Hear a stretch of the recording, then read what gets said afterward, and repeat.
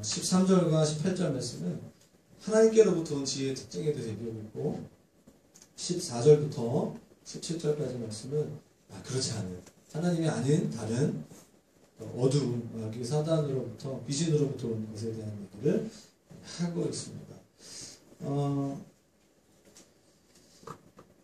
지혜가 우리에게 필요하다는 것만 알면 안 됩니다. 그래서 진짜 지혜, 진짜 하나님으로부터 온 지혜가 우리 가운데 있어야 됩니다. 우리 여러분에게 그 하나님으로부터 오는 지혜가 오늘 말씀을 통해서 넘치기를 축복합니다. 하나님의 지혜가 우리 삶 가운데 넘치기 위해서는 오늘 이 고린도전서 1장 말씀을 기억할 필요가 있습니다. 성경에 말하고 있는 하나님의 지혜의 특징은 바로 십자가라는 것이죠. 십자가의 도가 멸망하는 자에게는 미련한 것이지만 구원을 받는 하나님의 백성들에게는 뭐죠? 능력이 된다는 얘기가 있습니다. 능력이다. 십자가는 능력이다. 십자가가 분명할 때, 복음이 분명할 때 하나님께서 주시는 지혜로 능력 있게 삶을 살아갈 수 있다는 거죠. 고린도전서 1장 18절 말씀에 이렇게 얘기하고 있어요.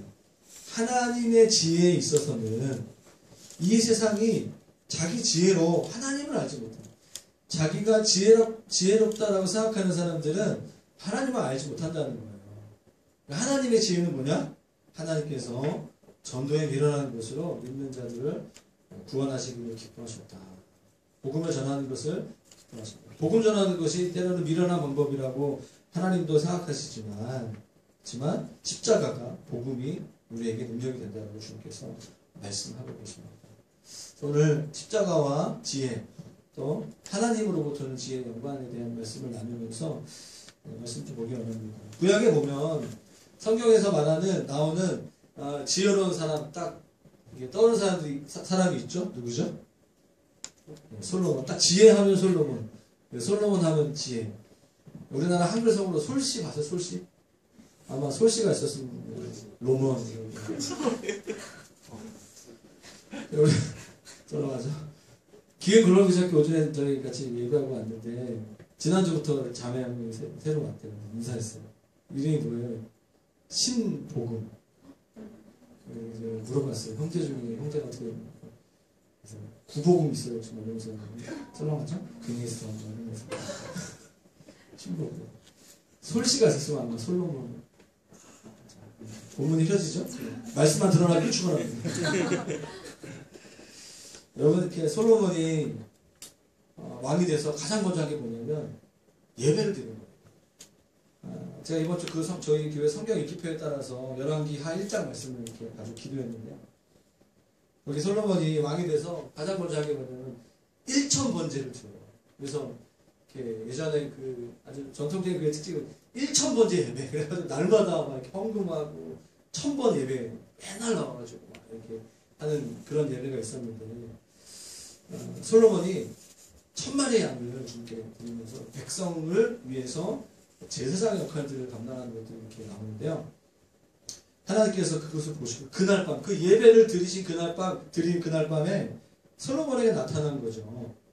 꿈인지 또 환상인지는 모르겠지만 하나님께서 솔로몬에게 나타나셔서 그가 명확하게 깨달을 수 있도록 하나님이 나에게 말씀하신다는 것, 하나님이 우리에게 음성을 들려준다는 것을 알 수 있도록 여러분 하나님의 음성을 우리가 들을 수 있습니까? 없습니까?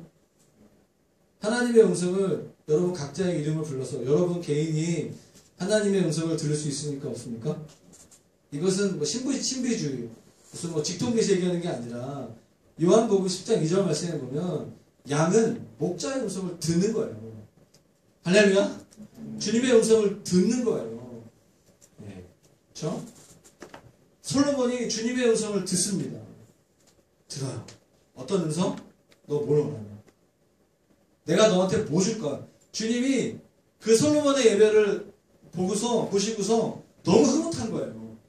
야, 너 원하는 게 정말 뭐냐? 왕이 됐는데 너가 정말 필요로 하는 게 뭐냐? 주님이 다 주실 기세예요. 오늘 밤에 저와 여러분 가운데 주님의 그런 음성이 들리기를 축원합니다. 이런 거 아멘해도 괜찮은 것 같아. 야, 너 뭐 줄까? 홍빈아, 너 뭐 줄까? 야, 지난주에 교회 건물 안 된 주님 더 큰 거 주세요. 이왕이면 지하 말고 지상에 2층에 있는 거 주세요. 제가 이렇게 구하겠습니다. 아니에요. 오늘 솔로몬처럼 지혜를 주십시오. 그러면 이제 예언하는 거지. 오늘 이제 주님이 여러분에게 야, 너 뭐 줄까? 야, 뭐 줄까? 승민아, 뭐 줄까? 여자친구야. 그거 아니고 지혜를 달라고 기도하는 거지. 주님이 이거 너무 기뻐하시는 거예요. 하나님의 마음을 너무 기쁘게 하는 거죠. 하나님 그 마음을 이걸 잘 이렇게 센스가 있어야 돼. 신앙생활 할 때 딱 주님이 너 뭐 할래? 때 딱 우리가 마음속에 우리가 원했던 그거 구하지 말고 다른 거. 주님 마음에 기뻐. 그거를 구하는 거예요. 주님을 사랑합니다. 뭐 이런 거 하는 거죠. 그래서 주님 보시고 오늘 솔로몬처럼 역대상 1장 11절 12절 말씀 가운데 이렇게 말씀하십니다. 하나님이 솔로몬에게 이르시되 이런 마음이 내게 있으니 지혜를 구하자 하는 마음이 너에게 있으니 부나 재물이나 영광이나 원수의 생명 얻기를 멸하기를 구하지 아니하고 장수도 구하지 않았다. 너가 오직 내가 너에게 맡긴 그 백성을 재판하기 위한 지혜와 지식을 구하였으니 주님이 뭐라고 하시죠? 지혜와 지식뿐만 아니라 부와 영광과 모든 것을 내가 너에게 줄 것이다. 말씀하시죠. 엄청난 축복의 말씀을 솔로몬이 받게 되죠. 여러분 지혜는 너무 필요합니다. 그렇죠? 우리 모두는 지혜가 필요해요. 공부하는 것도 필요하고 이성교제 할 때도 결혼할 때도 지혜가 너무 필요해요. 양가 집안을 컨트롤할 때도 지혜가 너무 필요하고요. 그리고 목자할 때도 필요하고 복음 전할 때도 필요하고 우리에게 지혜가 너무나 많이 필요합니다. 그런데 오늘 본문에서는 지혜가 필요한데 하나님으로부터 온 지혜를 얻어라, 구하라 이렇게 주님이 말씀하시죠. 어떤 직업을 가지고 있건 하나님께서 하나님 우리에게 지혜를 주시는 분이세요. 하나님 지혜를 주시는 분이시죠. 지혜를 구하셔야 되고 지혜를 붙잡으셔야 됩니다. 단순히 우리가 공부를 많이 한다고 해서 더 높은 학위를 취득한다고 해서 지혜가 생기는 게 아닌 것 같아요. 그래서 오늘 우리는 성경 말씀을 통하여서 어떻게 하면 하늘로부터 위로부터 주님으로부터 지혜를 얻을 수 있는 것인가, 또 주님으로부터 지혜가 아닌 것은 무엇인가를 대조하면서 그 말씀을 봤으면 좋겠습니다. 그래서 먼저 하나님으로부터 오는 지혜와 세상으로부터 오는 지혜를 어떻게 분별하는가, 13절 말씀을 좀 같이 우리 원경제가 읽어주면 같이 한번 3장 다시 한번 읽도록 하겠습니다. 시작. 너희 중에 지혜와 총명이 있는 자가 누구냐?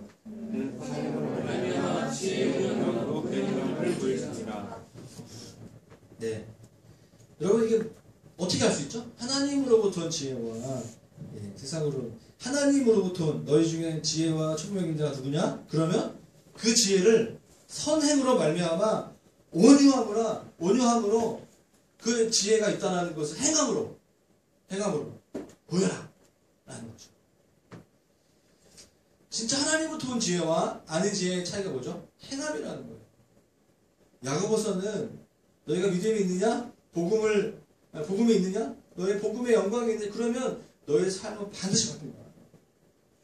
믿음이 먼저냐 행함이 먼저냐 그것을 질문하는 것이 아니라 너의 삶에 반드시 예수님으로 말미암은 복음으로 말미암은 변화가 있을 것이다. 너의 삶으로 너의 믿음을 증명해라. 계속해서 강조하고 있죠. 하나님으로부터 온 지혜와 하나님이 아닌 다른 지혜의 차이점이 뭐죠? 삶으로. 하나님으로부터 온 지혜가 있으면 삶이 그것을 증명할 수 있다는 것이죠. 아프리카 케냐의 나이로비가 수도 맞죠? 맞나요? 수도 문제? 나이로비? 케냐? 네. 무한도전 보는 수하는 거 아닌데 넘어가겠습니다. 왜 그런지 기도 좀 해주세요. 설교 잘하시는데 오늘 기도가 필요해요.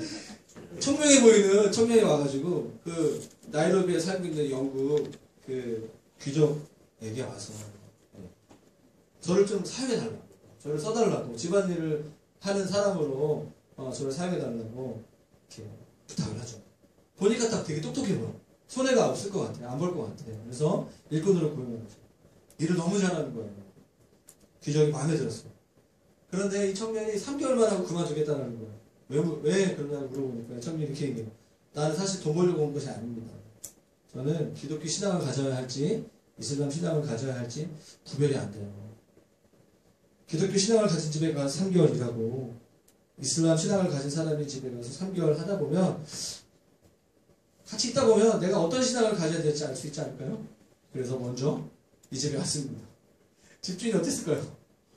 미리 좀 말하지. 미리 처음부터 말했으면 내가 좀 더 잘했을 텐데 당황스럽지. 내가 그리스도인으로서 내가 잘 못한 게 혹시 있나? 아마 이런 생각을 하지 않았을까 생각합니다. 참 지혜로운 자매들, 지혜로운 청년이죠. 네. 사랑 여러분, 우리가 하나님의 지혜를 가지고 있으면 우리의 삶이, 우리의 생활이 달라질 수밖에 없습니다. 그것을 보고 사람의 원래 지혜로운 사람인가? 아니면 이 사람은 꼭 그런 것 같지는 않은데 하나님 믿고 하나님의 지혜가 충만해져서 이 사람의 삶이 바뀌었는가? 라는 것을 구별할 수 있는 거죠. 예. 여러분 아직 내가 하나님으로부터 지혜가 있는지 없는지 잘 모르시는 분이 혹시 있으면 여러분 같이 사는 사람한테 물어보세요. 같이 사는 사람한테. 당신 보시기에 내 삶이 좀 어떤 것 같습니까? 너가 볼 때 내 삶이 어떠냐? 옆에 목장 바라보시면 네가 볼 때 내 삶이 어떠냐? 난 너 그 사람 관심 없는데 이렇게 대답하지 마시고 그 친구가 그 사람이 말하기 내가 볼 때 너 보니까 너도 알다시피 좀 문제가 많은 것 같아. 그렇게 아내나 부모님이나 형제들 얘기하면 그날부로 회개해야 돼요. 금식 기도하면서 주님 제가 가정에서 제가 삶을 잘 살지 못했습니다. 가정으로부터 복음의 능력이 시작돼야 되죠. 여러분 부모님 여러분들 인정하셔야 돼요. 여러분 형제들이 여러분들 삶을 보면서 정말 얘가 예수 믿고 교회 다니다 보니까 적어도 주일날 저녁에 얘가 뭔가 은혜 받은 것 같아. 뭔가 단어 집안일이랑 시작하는 거죠. 제가 은혜 받은 것 중에 하나가 뭐냐면 제가 저희 집에 2, 3일에 최근에 집 오니까 가면 가장 먼저 하는 게 뭐냐면 집안에 있는 모든 빨래를 다 수거해가지고 빨래통에 넣는 거예요. 설거지 안 한 거 혹시 남아있는 게 있는지 청소부터요. 약간 제가 청소를 좋아하는 기질이냐? 저도 그렇지 않아요. 제가 청소 별로 안 좋아해요 원래. 그런데 제가 은혜 받은 기준은 뭐냐면 저희 가정의 가장으로서 가장 어떤 저희 아내나 아이들이 잘 섬길 수 있도록 제가 은혜 받은 건 저희 아이들에게 있어서 화내지 않는 거예요. 아이들은 화낼 일이 많습니다. 아이들의 대부분의 삶이 저희 인내력의 테스트 한계를 거의 이렇게 테스트하기 때문에 제가 은혜 받은 건 뭐냐면 부드럽게 매매를 하는 거죠. 그리고 안아주고 다시 계속해서 그런 반복을 통해서 부모님을 아버지는 정말 존경받게 합당합니다라는 것을 이렇게 삶으로 보여주는 거죠. 저희 아이들이 저를 존경해요. 모르겠어요. 진짜 그런지 모르겠지만 제가 믿기로 지금까지 10년 정도 됐는데 존경합니다. 저희 아내도 저를 존경합니다. 가정에서 삶이 바뀌어요. 저는 저의 사역 철학 중에 하나가 뭐냐면 제가 아무리 교회에 개척을 하고 선교사역을 많이 해도 저희 아내와 저희 부모님, 양가 부모님, 저희 아이들이 저를 존경하지 않는 거예요. 저의 사역은 거짓말입니다. 모든 사역의 시작은 가정으로부터 되는 것이다 라는 생각을 가지고 하려고 발버둥치고 있어요. 우리가 아무리 밖에서 사람들에게 보여주는 모습으로 잘한다 할지라도 우리 주위에 같이 살고 있는 시간을 많이 보내는 사람들에게 인정받는 것이 중요하죠. 동의하시죠? 교회를 다니는 것만으로 교회가 우리지만 교회를 이렇게 다니는 주일날 이렇게 예배드리러 오고 가는 것만으로 잘 살 수 있다는 것은 거짓말이에요. 교회를 나오는 일은 정말 중요한 일이지만 정말 중요한 것은 나와 함께 있는 가족들, 나와 대부분의 시간을 보내는 일터에서의 삶이 중요한 거예요. 정말 이 사람이 뭔가 다르다는 것을 우리가 작정하고 보여줘야 돼요. 우리가 주일날 예배하고 정말 하는 것처럼 그런 마음을 가지고 일터에서 직장 상사들과 동료들에게 삶으로 보여주기 위해서 씨름하는 거죠. 지쳐요. 에너지가 많이 딸리죠. 그럼 집에 가면 어떡하죠? 집에 가면 퍼질 수가 없어요. 집에 가서도 저희 아내와 또 가족들과 부모님에게 내가 들은 설교와 말씀 그대로 살아가는 거죠. 언제 우리가 무너지죠? 수련회 끝나고 수련회 같은 거 끝나고 그날 집에 갔을 때 가장 많이 무너지는 거예요. 그날 일주일 동안 했던 빨래 안 하고 그냥 내팽개치고 아버지가 안 하죠. 어머니가 그냥 그 방을 청소하자 그냥 자는 거 그때 우리가 무너지는 거예요. 그때부터. 월요일날 오전부터 무너지는 거죠. 월요일날 오전부터 여러분 기도하죠. 일주일 동안에 여러분들의 삶에 있어서 하나님의 지혜가 임할 수 있다. 자, 본문을 보시면 13절 말씀에 우리가 지혜롭다라고 했을 때 그 지혜가 뭐예요? 선행과 온유함이라고 얘기하고 있어요. 다른 사람은 다 참기 어려운 상황 가운데 예수 그리스도를 믿는 믿음으로 말미암아 기쁜 거예요. 계속 야고보서 1장 말씀 가운데 너희가 시험을 당하느냐 어떻게 하라고요? 기뻐해라. 강력한 시험을 당했느냐? 강력하게 기뻐해라. 더 크게 기뻐하라. 그게 복음의 능력이고 그게 복음에 합당한 삶이라는 거죠. 사람들이 우리한테 얘기하는 너 왜 이렇게 기쁘고 왜 이렇게 오래 참냐. 나는 정말 그렇게 못할 것 같은데. 사실 이런 얘기를 들어야 된다. 그게 지혜로운 사람의 삶이라는 것입니다. 케빈이라는 오행 선교사, 이슬람권에서 사역하는 선교사님이 이렇게 얘기했다고 해요. 내가 가정에서 아내에게 정말 사랑받는 남편이 되고 그리고 자녀들과 관계가 너무나 좋고 성도들과 동료 선교사들과 사랑의 관계를 나누고 있지 못하면 내가 복음을 과연 전할 수 있을까요? 선교사가 특별히 이슬람권에서 관계가 중요하거든요. 이슬람권에서 복음을 전할 수 있는 근거가 무엇이냐면 지금 나와 함께 살고 있는 가족들과 그리고 동료들과 정말 기쁨과 사랑과 화평의 관계가 우리가 복음을 전할 수 있는 근거가 된다는 것입니다. 그게 바로 그 복음이 내가 가지고 있는 복음이 진짜 복음이라는 것이죠. 만약 내가 복음을 아는데 형제끼리 싸워요. 예수 믿는다고 하는데 집에 가서 안 믿는 예수 안 믿는 형제랑 맨날 싸우는 거예요. 한두 번 싸울 수 있게 계속 싸우는 이기적인 어떤 그런 동기로 있는 거죠. 오래 참지 못하고 평화로운 관계를 맺지 못한다면 그 복음이 도대체 무슨 소용이 있겠습니까? 여러분 우리가 2주 후에 전도 집회를 해요. 저도 옛날에 전도 집회 같은 거 하면요 몇 개월 전부터 막 기도하고 막 행사 준비하고 드라마 하고 뭐 이렇게 막 이렇게 댄스 같은 거 하고 많이 했어요. 근데 지금 약간 회의적이에요 사실은. 드라마 재밌는데 많이 있어요. 홍대 가면 소극장 되게 많기 때문에 우리가 아무리 열심히 해도 우리가 아무리 해도 안 돼요.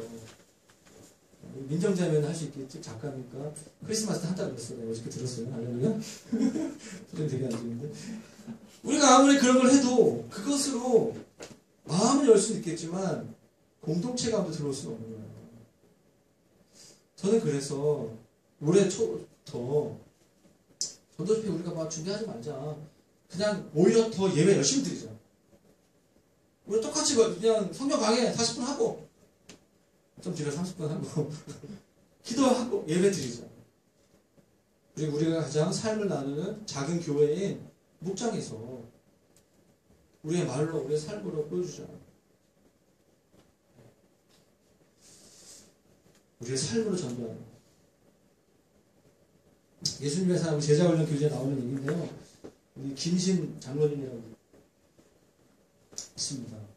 서울대 법대 나오시고 판사인데 그분이 이렇게 얘기해요. 대학 들어가서야 비로소 예수 믿었다. 23살에. 그분이 이렇게 얘기해요. 나 예수 믿은 사람 한 번도 못 봤다. 20살 때까지. 사실은 그러기 쉽지 않죠. 거짓말 같은 이야기예요. 그 장로님이 이렇게 얘기해요. 교회 다니는 사람은 많이 봤는데 진짜 예수 믿는 사람은 처음 봤다. 대학에서. 어떻게? 같은 기숙사 방에 들어온 그 동기를 통해서 그가 기쁨이 너무 넘치는 거예요. 자기는 어렸을 때부터 뇌성마비가 와가지고 장애가 있어서 굉장히 우울하고 비관적인 삶을 살았는데 그 친구는 너무 밝고 기쁜 거예요. 복음의 기쁜 소식이잖아요.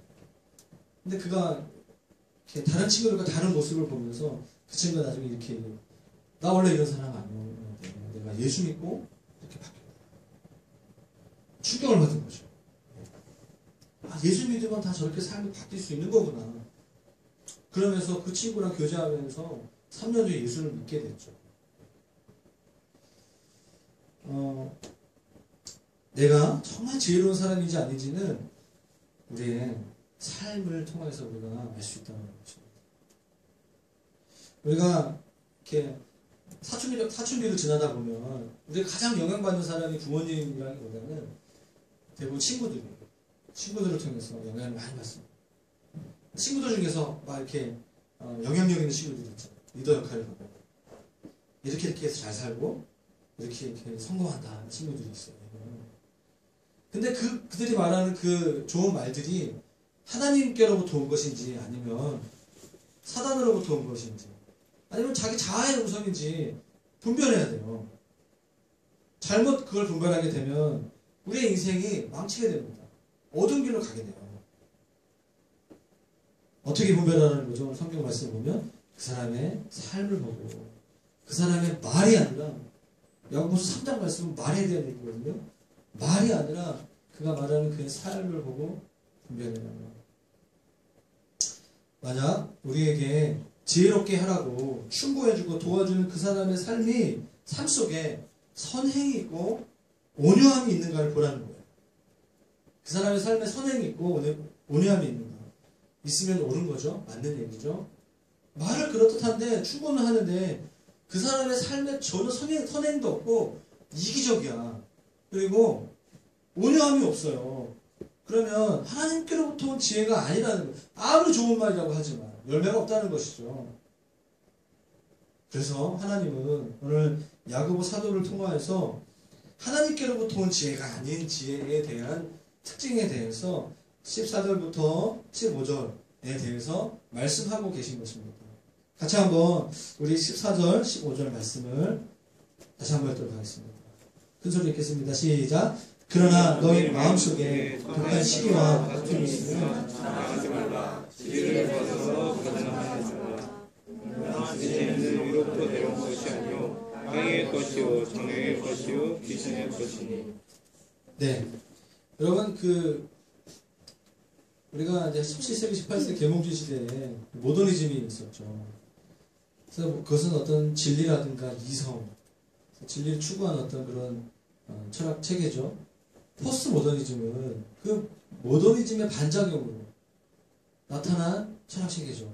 해체라는 그런 의미가 있는 것 같아요. 그러니까 포스트 모더니즘을 잘 이해하려면 모더니즘의 한계에 대해서, 모더니즘에 대해서 잘 알면 포스트 모더니즘이 무엇인가 알 수 있는 거예요. 마찬가지로 오늘 본문에 나와 있는 것처럼 하나님으로부터 온 지혜, 영적인 것, 무엇이 영적인 것인가 라고 했을 때 영적이지 않은 것, 하나님으로부터 오지 않은 지혜가 무엇인지 알면 하나님으로부터 온 지혜, 영적인 삶이 무엇인가에 대해서 알 수 있다는 것이죠. 크게는 15절 말씀에 세 가지가 있는 것 같아요. 영적이지 않은 것의 표현 방법인데 첫 번째로 땅 위의 것, 그리고 정욕적인 것, 그리고 귀신의 것이라는 표현이 나오고 있습니다. 먼저 첫 번째로 땅 위의 것이라는 말은 뭐죠? 세상적이다.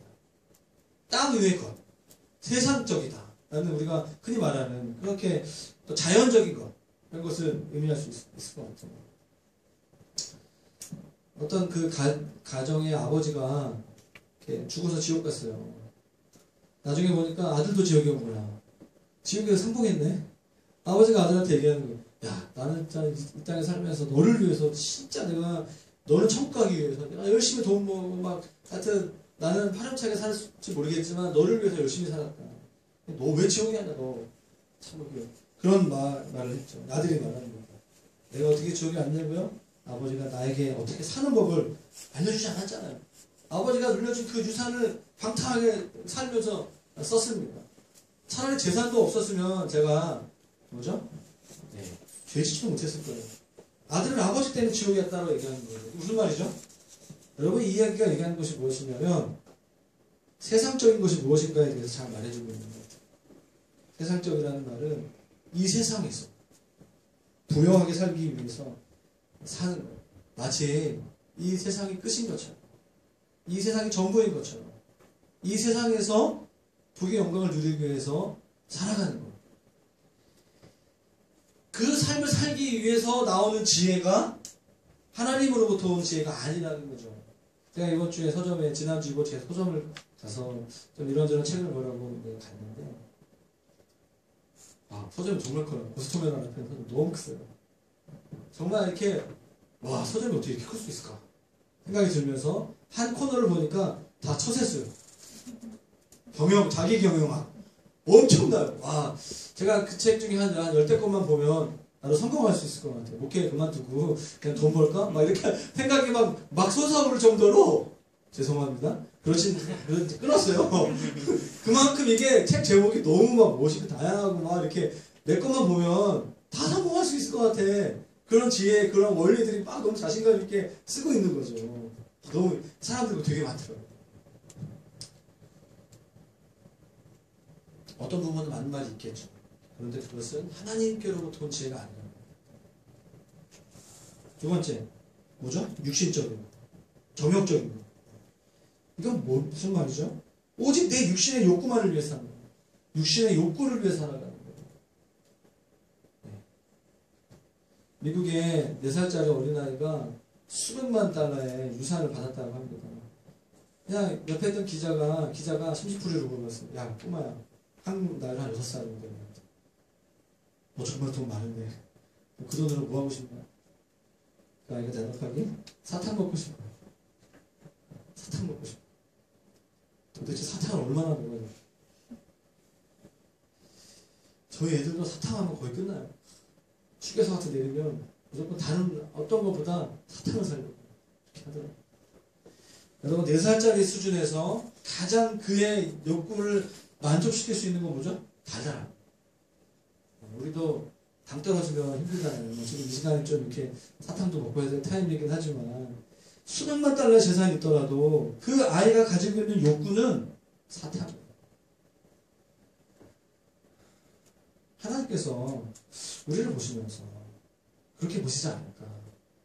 하나님께서 우리를 보실 때 우리가 가지고 있는 그 본능적인 욕구에 막 충성스럽게 그 가운데 매몰되어 있을 때 하나님 우리에게 야 너가 그렇게 원하는 것이 그거밖에 안 되냐. 너 정말 그렇게 갖고 싶은 것이 그거밖에 안 되냐. 너 되고 싶은 것이 정말 그거밖에 안 되냐. 하나님께서 창조주시고 하나님께서 우리를 만드셨고 이 세상을 하나님께 다스리시는데 어쩌면 그렇지 않을까. 육신의 욕구 외에 아무것도 없는 사람. 먹는 거. 잘 먹기 위해서 연구하는 거예요. 잘 놀기 위해서. 많이 있기 위해서. 좋은 차를 타기 위해서 막 이렇게 인터넷 검색하고 거기서 막 너무 기뻐해가지고 내가 엄청난 지혜를 깨달았는데 내가 원하는 그 외제차를 싸게 사는 법을 배웠어. 제가 이번 어저께인가요? 제가 이번 주에 얘기하다가 너무 이번 주에 제 차가 트라이저스인데 받은 차죠. 너무 앞에 막 외제차들이 많이 끼어드는 거예요. 짜증나게. 아휴 정말 기도를 내가 얼마나 많이 해야 될까. 성질을 안 부리려면. 정말 운전 습관들 너무 한국에 안 좋다. 제가 몰랐는데 어떤 누구랑 얘기하다가 목사님도 외제차를 사세요. 그러면 다 피해 다녀요. 맞다. 나도 그럼 외제차를 구해야 되나? 막 이런 생각이 들면서 농담인데 이렇게 다 너무 진지하게 차가 너무 좀 요즘에 다 피해 다닌다는 거죠. 그래서 내가 가서 계속해서 차를 바꾸고 외제차는 툭툭 치더라도 차가 있어야 되겠다. 중고차도 있었습니다. 제가 이제 이사하려고 집을 엄청 많이 알아봤었어요. 오직 좋은 집, 내 방, 뭐 이런 거 생각하는 거죠. 생각할 수 있습니다. 근데 그것으로부터 오는 가정 가운데 내가 어제 꿈꾸고 있는 것은 내 육신 하나를 위해서 살고 있는, 그래서 그 과정 속에서 오는 지혜는 하나님으로부터 온 지혜가 아니라는 거예요. 그렇게 얘기하는 것이죠. 세 번째가 뭐죠? 귀신적인 것. 하나님께로부터 온 지혜가 아닌 것은 세상적인 것, 정욕적인 것, 귀신적인 것. 창세기 3장 1절 말씀을 보면 마귀에 대해서 이렇게 기록하고 있어요. 뱀은 여호와 하나님이 지으신 그 들짐승 중에 가장 간교하다. 간교해요. 이 말은 그냥 편하게 말하면 지혜롭다는 말 할 수 있어요. 간교하다는 말은 교활하다, 똑똑하다, 정치적이다 이런 말일 수도 있는데 지혜로운 거예요. 그러니까 주님도 비둘기처럼 순결하지만 뱀처럼 지혜로우라고 말씀하셨어요. 여러분 귀에 솔깃한 것이 다 이렇게 여러분 이렇게 직장을 구할 때도 그렇고 어떤 모든 걸 결정할 때 너무 상황이 좋아 보여요. 저는 진짜 인생을 조금 살다 보니까 별로 하나님 뜻이 아닌 경우가 더 많은 것 같아요. 뭔가 수업을 하게 될 때 그거는 좀 아닌 것 같아요. 요즘에 제가 20대 때는 너무 좋아 그렇게 할 때 그래가지고 막 학원도 끊고 이것저것 많이 샀어요. 제가 대학교 때 막 해가지고 어머니도 엄청 내가 영어 공부해야 되니까 학교 전문 학교에서 이렇게 대학 가자마자 싸게 합니다. 그래가지고 덤으로 해준다고 속아가지고 비즈니스 영업하는 사람들은 그렇게 장사를 하는 거죠. 너무 좋은 조건은 한 번쯤 생각해 보셔야 돼요. 저는 그걸 많이 느껴야죠. 여러분 귀에 솔깃하다고 해서 경멸 없이 받아들이면 큰일 나는 거예요. 마귀가 주는 속삭임에 넘어가는 거예요. 아담과 하와가 그렇게 넘어갔죠? 선악과를 따먹게 되죠? 마귀가 하는 말을 따라가게 되죠? 똑같은 일이 지금 우리에게도 일어나고 있어요. 우리에게 어떤 메시지를 주고 있습니다. 제가 이제 목회하다가 가끔 귀신 들린 사람을 만나요. 두 번. 가끔 했네요. 두 번. 근데 결과적으로 봤을 때 이거는 귀신 들린 사람이 아니다 하는 사람이 되게 많아요. 영적으로 되게. 근데 제가 한 번은 처음 2008년인가요? 누가 봐도 귀신 들린 거 같아요. 그래가지고 제가 캠퍼스에 가고 있을 때 하여튼 1학년으로 온 자매인데 갑자기 저한테 교육 단사 모임을 하고 있는데 전화가 온 거예요. 제가 아이모 단체에서 일하고 있을 때인데 시모 단체 단사님 전화가 와가지고 그 학생 혹시 아이모 단체는 맞다고 지금 우리 동방에서 당신은 사랑받기 위해 태어나는 찬양 지금 1시간째 듣고 있다고 뭐냐고 약간 좀 이상하다고 하니까 갔어요. 간사모임 갔어요. 그러니까 이렇게 정말 한 20-30명 정도 되는 청년들이 그래서 그 자매를 가운데 놓고 찬양을 불러주고 보여 찬양 불러주고 축복하는 찬양 불러주고 찬양을 끝나니까 이상해져. 찬양을 들으면 말가 찬양해줘 하면 내가 눈빛이 이상해지는 거죠. 그냥 그 학교에 지금 선교단체가 다 비상사태 그래가지고 모든 그리스도인들 불러가지고 수업 가기 전에 이 자매 찬양을 불러주는 거죠. 제가 담당 간사였습니다. 제가 먼저 다 가는 거예요. 제가 이제 그날 그 점심부터 다음날 새벽까지 그 자매와 함께 있었어요. 저 이제 소명이가 한 100일 정도 됐을 때인데 저희 집에 이제 안 되니까 기도를 해야 되겠다. 그래가지고 제가 이제 성경 말씀을 들려주면 이제 멀쩡한 거예요. 찬양을 듣는. 근데 말씀을 보지 않고 이렇게 찬양을 같이 하지 않으면 이상한 소리를 하는 거예요. 자꾸 음산한 말을 하고 이상하게 보여요. 저희가 그때 집이 11층이었는데 뛰어내리고 싶어요. 막 이러고 그러니까 저랑 저희 아내가 막 그 불침거를 쓰는 거죠. 밤새도록.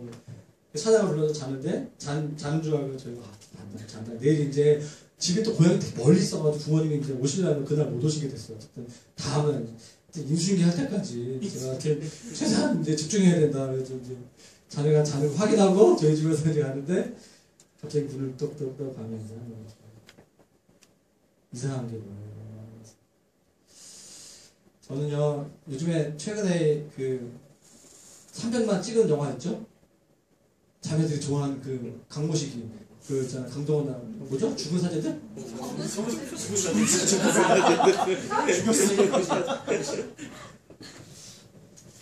자,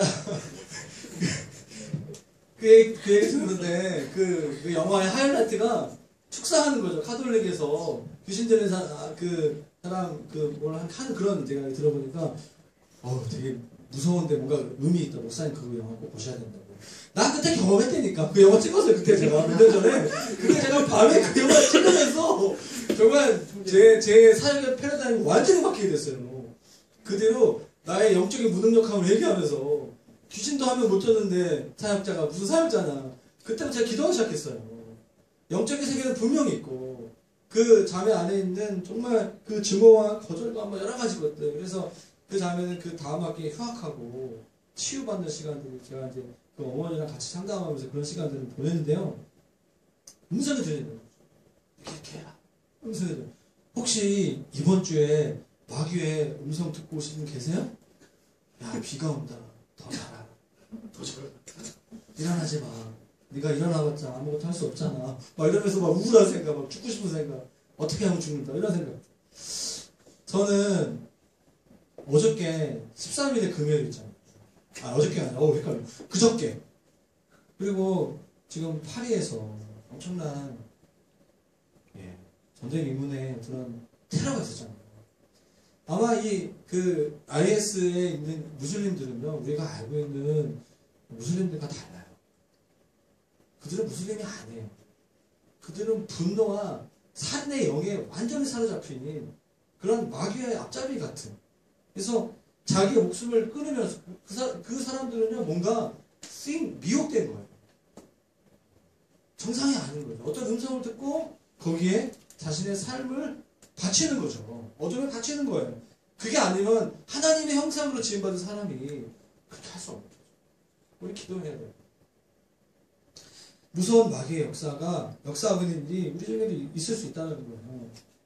귀신은 오늘날에도 존재하고 이 땅의 많은 사람들을 영적으로 정서적으로 공격하면서 하나님이 주시지 않은 그런 사람들이 막 이렇게 폭탄을 만들고 이런 거 되게 지혜롭게 잘하잖아요. 능력 있게 잘하잖아요. 다 마귀가 주는 지혜인 거죠. 제가 너무 영적인가요? 성경에 나와 있는 대로 좀 보게요. 그것을 야고보 사도가 그런 하나님이 주시지 않은 그 지혜의 특징을 가진 사람의 성격, 성품이 어떻게 나타나냐, 결과가 나타나냐, 그게 바로 14절 말씀입니다. 같이 한번 볼까요? 14절 말씀에 너희의 마음속에 독한 시기와 다툼이 있다는 거예요. 시기와 다툼. 세상적이고 정욕적이고 귀신에 사로잡힌 사람의 특징이 뭐죠? 시기심에 사로잡히고 그 사람이 가는 곳마다 다툼이 일어난다는 거예요. 여러분, 우리의 마음속에 시기심이 일어나면 뭔가 시기하는 마음이 조금이라도 내가 인지가 되면 바로 기도하셔야 돼요. 누군가에게 질투하는 마음이 생기면 누가 앞장서서 뭔가 하려고 할 때 괜히 팔짱 끼고 뒤에서 맞는 말이긴 한데 이유 없이 싫은 마음이 올라오고 너 나보다 잘났어? 그래 한번 해봐. 뭐 이런 마음이 진심으로 축복하지 못하는 마음이 들면 성령께서 우리 마음의 문을 두드리실 때 깨어 있으셔야 돼요. 깨어 있으셔야 돼요. 유명한 성자가 있었다고 합니다. 웬만한 유혹에서 다 유혹을 패스하는 거죠. 음란, 성취, 다 모든 것들부터 통과했어요. 마귀가 그 성자한테 이렇게 얘기해요. 너의 동생이 교회의 주교가 됐다. 주교. 그 말 한마디에 얼굴빛이 바뀌더라고요. 내 동생이 나보다 먼저 주교가 되다니. 상징적인 거예요. 우리는 다 시기심이 약해요. 저는 여러분들을 보면서 시기 질투 안 느껴요. 나는 이미 아저씨예요. 별로 질투 느낄 게 없어. 그런데 나보다 비슷하게 교육에 집했는데 막 교육 성장해요. 시기심 느낄까 안 느낄까? 느껴요. 나보다 그렇게 잘하고 막 설교도 잘하고 막 너무 인격적이고 자매들이 너무 좋아 그러면 질투 느껴요. 근데 전도사님 내가 느낄까 말까 느껴 막 너무 이렇게 막 그러는 거죠. 회개해요. 자기를 드러내고 싶은 유혹이 있습니다. 언제까지 십자가 앞에 나가야 되죠? 그 시기심에 완전히 자유로울 때까지 십자가 앞에 직장 생활하면서 시기 질투 안 느끼는 사람이 어디 있겠습니까? 상사로부터 인정받는 그런 사람들을 보면 마음이 어렵죠. 당연히 느껴요. 그것은 종교계에 있는 사람이나 아닌 사람 똑같아요. 교회와 교회 사이에서도 시기심이 너무나 많이 있습니다. 신약성경에 아나니아와 삽비라 사도행전 5장 말씀을 보면 초대교회 오순절날 성령이 임하고 이스라엘 백성들이 막 회개하면서 자신의 전 재산을 막 교회 앞에 갖다 놓고 하니까 아나니아 삽비라도 은혜를 받긴 했어요. 구원받은 은혜를 받긴 했어요. 그래서 자기의 전 재산을 드리기엔 좀 아까운 거예요. 일부를 드리고 마치 전부를 드린 것처럼 거짓말하는 거죠. 하나님 그거 보시고 심판하시는 거예요. 즉사하잖아요. 거짓말하게. 여러분 시기심이 있고 질투심에 사로잡히게 되면 거짓말하게 돼요. 야, 나 봐라. 허세죠, 허세. 뻥을 많이 하는 거예요. 뻥커라고 하기도 하는데 회개하셔야 돼요. 내 안에 역사하고 있는 거, 시기심이 성령이 역사하시는 것이 아니에요. 그리고 거짓말을 나와요. 내가 그럴싸하게 나 자신을 포장하고자 하는 마음이 나오는 거예요. 이것은 성령님이 우리 가운데 깨닫게 해주셔야 돼요. 주님, 제가 시기심이 있습니다. 질투하는 마음 좀 들었습니다. 회개합니다. 주님이 다시 정결한 마음 주세요. 언제 그 정결한 마음 뭐냐면 다른 사람들이 잘 될 때 박수, 진짜 박수 주세요. 같이 기뻐할 수 있는. 같이 기뻐하는. 여러분, 또 하나 뭐죠? 다툼이에요, 다툼. 성 프란시스코가 수도원에 정기적으로 금식을 선포했어요. 우리는 더 영적으로 맑아지기 위해서 금식해야 됩니다. 그런데 한 명이 수도사 중에 한 명이 금식을 깨뜨리고 음식을 먹었어요. 수도사들이 술렁이기 시작합니다. 누구지? 누굴까? 자기들이 생각하는 거예요. 아, 걔구나. 분위기가 있어요. 아, 음식을 좋아하는 그 사람 못 이겼겠다. 그러면서 수도사 공동체가 깨지기 시작하죠. 프란시스코가 그것을 알고 제안을 하죠. 지금부터 금식을 파합니다. 음식을 먹습니다. 우리가 음식을 먹는 것이 금식을 먹으면서 싸우는 것보다 하나님 앞에서 더 아름다운 것이라고 생각합니다. 차라리 음식을 먹고 금식을 어기는 것이 서로 다투는 것보다, 금식하면서 다투는 것보다 하나님 앞에서 더 경건한 것 같습니다. 정말 지혜로운 거 아니겠어요? 영적인 생활을 하는데 서로 시기할 뿐만 아니라 다투는 거예요. 그거는 하나님으로부터 지혜가 아니라는 거죠. 하나님 주시는 지혜가 있으면 이런 원칙이 세워지게 되는 것이죠. 여러분 꼭 그것을 기억하십시오. 다툼이 있는 곳에 마귀의 역사가 있어요. 성령의 역사가 있는 곳에 하나됨의 역사가 있어요. 가정에서의 그 부부관계 또 형제관계 싸움이 그때 마귀가 역사하는 거예요. 성령이 역사하면 하나 됩니다. 서로 용납하게 되고 서로 사랑하게 되고 서로 이해하게 되고. 다툼을 일으키는 사람은요, 자기도 모르게 그 순간 마귀가 주는 생각과 그 지혜에 속고 있는 거예요. 마귀가 주는 지혜. 그게 바로 16절인 것이죠. 같이 한번 읽겠습니다. 16절 말씀 시작. 시기와 다툼이 있는 곳에는 혼란과 모든 악한 일이 있습니다. 이슬람의 영은 다툼의 영이에요. 분열의 영입니다. 폭력이에요, 폭력. 그래서 IS가 난리 치잖아요. 시기와 다툼이 있는 곳에는 혼란이 있습니다. 문제가 항상 끊이지 않는다는 거예요. 여러분에게 묻고 싶어요. 마귀들 중에서 혹시 진실을 말하는 마귀가 있을까요? 마귀는 근본적으로 거짓말장이에요. 그런데 마귀들 중에서 진실을 말하는 마귀가 있습니다. 마귀가 진실을 말할 때 언제냐면 그 진실을 통해서 분열이 일어난다면, 다툼이 일어난다면 마귀는 진실을 말합니다. 예를 들어서 어떤 영적 리더십을 가지고 있는 목회자나 또 목자 리더십이 어떤 잘못하는 걸 보는 거예요. 밥 먹으러 갔는데 목자 중에 한 명이 담배를 피우고 있는 거예요. 그래서 너무 충격을 받는 거죠. 깜짝 숨었어. 근데 이거를 그냥 터뜨리는 거예요. SNS에. 아, 왜 이렇게 문제 많아. 한국에 문제 많아? 이러면서. 나 어디를 갔나? 나는 교회를 믿을 수 없어? 이러면서. 진실이죠. 그 말은 사실입니다. 그런데 그건 모함도 아니고 결과가 어떻게 되죠? 교회가 술렁하게 되는 거예요. 하나님께서 주신 지혜가 있다면 먼저는 아마 그 담당하는 교육자한테 얘기했을 수 있어요. 더 좋은 건 뭐냐면 그 당사자한테 본인한테 얘기하는 거예요. 내가 지나가다가 식당에 가다가 우리 형제님 자매님일 수도 있어요. 자매님이 담배 피는 걸 봤습니다. 근데 목자면 그러면 안 되는 거 아니겠어요? 한국 교회에서 말씀해 보세요. 사실 제가 끊고 싶었는데 너무 이게 몇 년 동안 제가 담배를 피다 보니까 모건들이 너무 스트레스 주고 그래서 사실 오랜만에 한 대 폈습니다. 이해는 되는 거죠. 아, 되게 힘들어. 어느 목장에서 이러면서 이제. 그렇지만 제가 오늘부로 담배를 끊겠습니다. 한 사람이 돌아오고 그리고 관계도 되게 좋아지고 저의 얘기예요.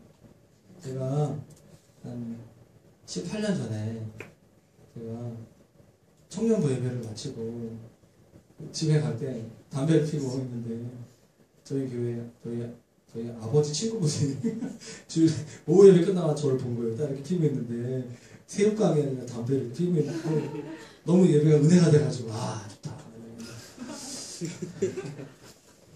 근데 그 집사님이 지금은 장로님이신데 참 제가 목사 되고 참 신기하죠.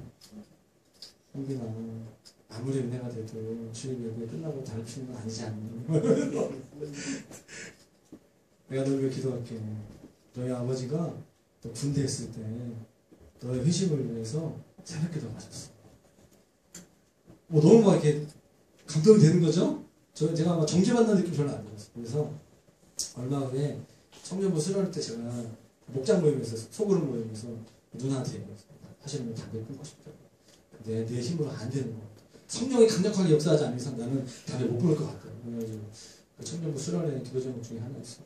우리 홍빈이가 담배 끊을 수 있도록 성령으로 취할 수 있도록 놀라운 거는 그 수련회 이후로 저는 한 번도 담배를 피지 않았어요. 네. 할렐루야? 저의 이야기예요. 근데 그 형제가 그 목자가 저는 그때 목자는 아니었어요. 회심한 지 얼마 안 된 상태였어요. 화를 내면서 내가 담배 피는 게 뭐 어때? 다 그런 거 아니야? 원래? 뭐 그럴 수도 있지. 뭐 이렇게 하면 이제 본인한테 안 되면 목사님 찾아가는 거. 제가 그런 경험이 있기 때문에 그거 아니라고 얘기해 줄 수 있어요. 그런 제가 웬만한 거 다 해봤기 때문에 다 얘기해 줄 수 있어요. 그거 아니라고. 그런 거 아니라고. 다 거짓말이랑 섞고 있는 걸 다 얘기할 수 있어요. 근데 그런 과정이 목자를 생각하면서 아이 다들 피는 사람 무슨 목자야. 그래서 주에 가서 얘기하고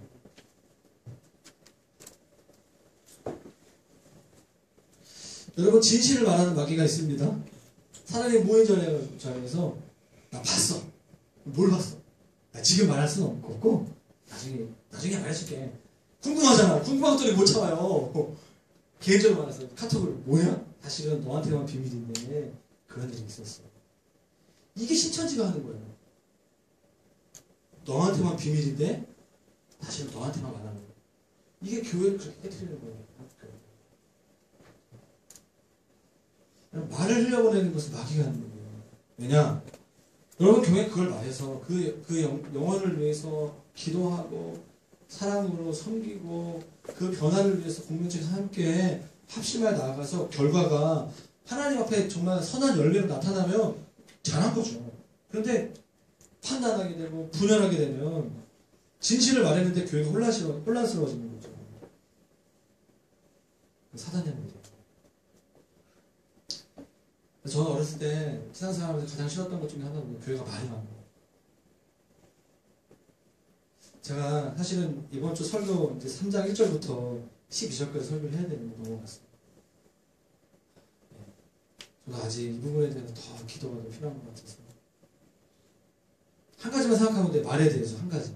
제가 이번 주에 실습을 했는데 좀 효과가 있었어요. 뭐냐면 다른 사람에 대해서 무엇인가 좋은 거 나쁜 거 말하려고 하면 그 사람이 마치 옆에 있는 것처럼 말하는 거예요. 우리는 다른 사람 말할 때 특별히 부정적인 얘기할 때 그 사람이 없는 것처럼 생각하면서 말을 하잖아요. 그러니까 막 쉽게 얘기하죠. 김 부장 얘기할 때 쉽게 얘기하잖아. 쉽게 얘기할 수 있는 거예요. 근데 그 사람이 옆에 있으면 거의 아무런 쉽게 얘기 못 하는 거예요. 그 사람이 옆에 있는 것처럼 얘기하는 거예요. 우리 자신이 도와받을 수 있어요. 하나님께서 주시는 지혜의 특징을 좀 정리하기로 하는 거예요. 오늘 17절 말씀은 좀 암송해도 좋은 것 같아요. 오직 위로부터 난 지혜, 하나님으로부터 난 지혜는 같이 한번 우리 첫째부터 한번 쭉 읽어보겠습니다. 시작. 첫째 성결하고 다음에 화평하고 관용하고 양순하며 성경과 거짓이 없나니. 아멘. 예, 뭐죠? 하나님으로부터 난 지혜는 성결하다는 거예요. 성결하다. 뭐죠? 순결하다는 거예요. 깨끗하다는 거예요. 하나님으로부터 받은 전력과 지혜가 뭐냐면요. 인사이트, 영감은 깨끗한 거예요. 순결한 거예요. 그 다음에 뭐죠? 화평한 거죠. 평화스러운, 평화를 사랑하는 거예요. 평화롭게. 우리는 위정자들을 위해서 기도 많이 해도 평화로운 나라가 아니잖아요.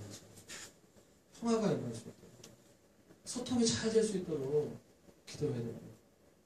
그래서 이렇게 하나님이 주신 성령이 주신 지혜가 있는 사람들은 관계가 다 원만해요. 적이 없어요. 적이 없어요. 저의 삶의 원칙 중에 하나가 뭐냐면 일단은 모든 사람을 저의 편으로 만들 수는 없어도 적은 만들지 말자. 제가 하는 것에 대해서 반대하거나 적은 만들지 말자. 적이 없는 거예요. 화평해요. 모든 사람, 사단이 아닌 모든 사람에게는 평화의 관계를 맺어야 돼요. 사단과 평화 맺으면 안 됩니다. 그 다음에 뭐죠? 관용한 거예요. 관용. 쉬운 말이 관용은 친절한 거, 친절. 어저께 저희 목자모님에서 뭐 이렇게 사랑이 뭐야? 그래서 사랑을 오래 참고 하면서 제가 말한 것 중에 하나 뭐냐면 사랑은 무례행하지 않는 거예요. 그게 되게 많이 만나왔어요. 사랑하는 사람일수록 무례행하지 않는 거예요. 친한 사람일수록 예의를 지켜야 돼요. 제가 이거 결혼하면서 배웠잖아요. 가장 사랑하는 사람일수록, 가장 소중한 사람일수록 질서와 예의를 지키는 거예요. 성도가 성도들 간에, 목회자에게, 목회자가 성도에게, 목회자가 목회자 가운데 최소한의 질서와 예의를 지킬 때 정말 사랑의 신뢰가 생기는 것 같아요. 우리가 직장생활도 마찬가지고 가정도 마찬가지예요. 친절해야 돼요. 하나님으로부터 온 지혜를 가지고 자기가 막 똑똑하다고 막 함부로 막 사람들을 대할 때 그건 하나님 주신 지혜가 아니라는 거예요. 하나님 주신 지혜를 가진 사람은 친절한 거예요. 부드러운 거죠. 그리고 뭐죠? 양순이에요. 온순한, 온유한 거죠. 교만하지 않는 거예요. 자랑하지 않는 거예요. 온유한 거죠. 그리고 선행, 국률, 자비가 있는 거죠. 그래서 선한 열매가 풍성한 것입니다. 선한 열매가 가득한 거예요. 하나님 주신 지혜가 있는 사람은 사람을 외모로 취하지 않는 거죠. 계속 외모를 편견 없이 대하는 거죠. 거짓이 없는 거예요. 이 말은 위선적이지 않다는 거예요. 오늘날 가장 심한 리더에게 가장 큰 욕은 뭐죠? 이중적이라는 거예요. 위선적인 가장 심한 욕이에요. 진정성 있다. 이게 가장 칭찬이잖아요. 당신은 정말 깨끗하다. 그게 바로 하나님으로부터 온 지혜를 가진 사람의 특징. 그래서 오늘날은요, 사업을 해도 그렇고, 직장 생활을 해도 그렇고, 이성교제를 해도 그렇고, 그리스도인들이 성공할 확률이 높아요. 오늘날에는 포스트 모던 시대에는 예수 믿는 사람이 말씀대로 성령 안에서 좀 하나님 주신 지혜를 가지고 꾸준하게 그 길을 가다 보면 우리의 삶은 형통할 수밖에 없어요. 저는 확신합니다. 반드시 하나님의 성품으로, 하나님의 방법으로 하다 보면 안 될 일이 없어요. 하나님의 지혜를 다른 모든 사람들이 결국에 알게 돼 있어요. 문제는 우리가 분별을 잘해야 돼요. 내가 가지고 있는 지혜가, 깨달음이, 이 영감이 하나님으로부터 온 것인가? 귀신으로부터 온 건 아닌가? 이 세상적인 지혜는 아닌 것인가? 나의 육적인 지혜는 아닌 것인가? 시기심과 다툼, 내가 경쟁에서 승리하기 위해서, 내가 다른 사람한테 인정받기 위해서, 내 열등감 때문에 열심히 사는 건 아닌가? 하나님으로부터 온 지혜가 아니라는 거예요. 하나님 주시는 지혜는 순결하고 평하고 관용하고 양순하고 암송 시작 암송 8가지 순서. 첫째는 성결, 화평, 관용, 양순, 국률, 선한 열매, 그리고 편견 없고 거짓이 없고. 좀 기억해 보십시오. 한 주간 하나님의 지혜가 내 삶 가운데 임할 수 있도록 십자가를 지고 따라가는, 내가 죽고 예수님으로 살아가는 사람들에게 나의 세상적인 지혜는 다 죽고 그 십자가 앞에 주님이 주신 지혜가 나를 완전히 사로잡을 수 있도록, 하나님의 사람이 될 수 있도록, 나에게 예수 없는 잘 모르는 사람들이 와서 야, 너 왜 이렇게 우리랑 다르냐. 그래서 내가 성경에 나와 있는 하나님의 지혜를 이야기하고 기도해주고 섬길 수 있는 참된 지혜의 역사가 나의 삶에, 우리의 삶에 있을 수 있도록. 여러분, 오늘날 대한민국의 많은 리더들은, 많은 사람들은 다 깨어져 있어요. 겉으로는 똑똑해져 보이고 돈이 많은 것처럼 보이고 성공한 것처럼 보이지만 그의 가장 가까이 있는 관계가 깨어져 있고, 그의 일터가 깨어져 있고, 관계가 깨어져 있고, 엄청난 경쟁 가운데 있습니다. 그래서 우리는 하나님이 주시는 지혜, 평화와 사랑과 하나됨과 정결함으로 무장해서 한 주간 동안 우리의 인생 가운데 모든 시기와 모든 다툼을 십자가 앞에 못 박고 나아가는 저와 여러분 되시기를 축원합니다. 아멘. 같이 이 말씀 기억하시면서 적용하는 한 번만 같이 기도했으면 좋겠습니다. 오늘 이 말씀 기억하시면서 돌이켜야 될 것들, 그리고 또 결단해야 될 것들 생각하시면서 오늘 기도하는 가운데, 오늘 같이 찬양하고 또 말씀 가지고 기도하는 가운데 위로부터 오는 지혜, 그래서 우리의 이 세상의 것, 땅의 것, 우리의 육신의 것, 정욕적인 것, 모든 어둠의 것들이 떠나가고 내 안에 있는 모든 시기심과 질투와 다툼이 끊어지고 성결과 화평과 관용과 양순과 국률과 선한 열매와 편견과 거짓이 없는 그 선행과 온유함의 그 열매가 내 삶 가운데, 이 교회 가운데, 이 땅 가운데 맺어질 수 있도록 우리 통성으로 같이 기도하면서 나아갔으면 좋겠습니다. 기도하겠습니다. 주여, 예, 주님, 이 시간에 우리가 기도합니다.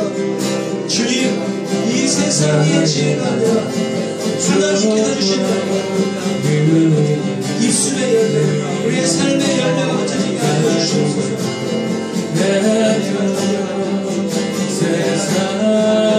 우리 성령님께서 말씀 가운데 주시는 깨달음을 하나님의 지혜를 가지고 살라고 말씀하시는 분들 함께 기도하고 우리 하나님 가운데 우리의 삶의 역사에서 신과가 나아가시고 주여 역사하시고 주여 인도하여 주시옵소서.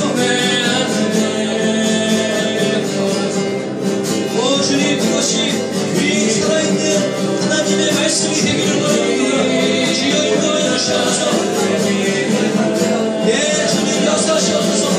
성결과 화평과 자유과 양심과 선한 열매가 될 거며 평균과 거짓 없는 지혜의 사람 될 수 있도록 주님 역사하여 주시옵소서. 오 주님, 그분이 그렇게 역사하신 주님을 찬양합니다.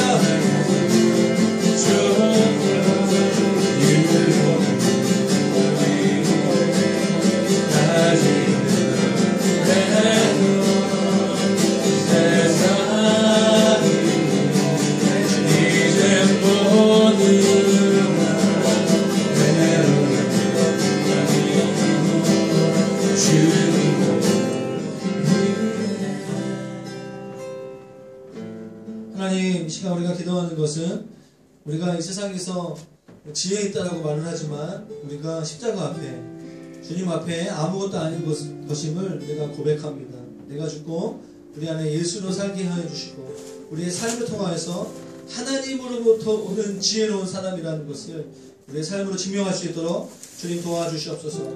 우리 안에 있는 모든 세상의 것들, 이 땅의 것들, 정열적인 것들, 모든 원수로부터 왔던 모든 것들이 무너지고 우리 안에 주님이 주신 평강과 주님이 주신 하나됨이, 성령께서 주시는 그 온유함이, 삶의 열매들이 맺혀가는 한 주간 될 수 있도록 매 순간마다 성령께서 역사하여 주시고 그 성령님의 음성을 듣고 하나님의 말씀을 따라 살아가는 한 주간 될 수 있도록 주여 역사하여 주시옵소서. 이렇게 하신 주님을 찬양합니다. 감사합니다. 주님, 예수님의 이름으로 기도했습니다. 아멘.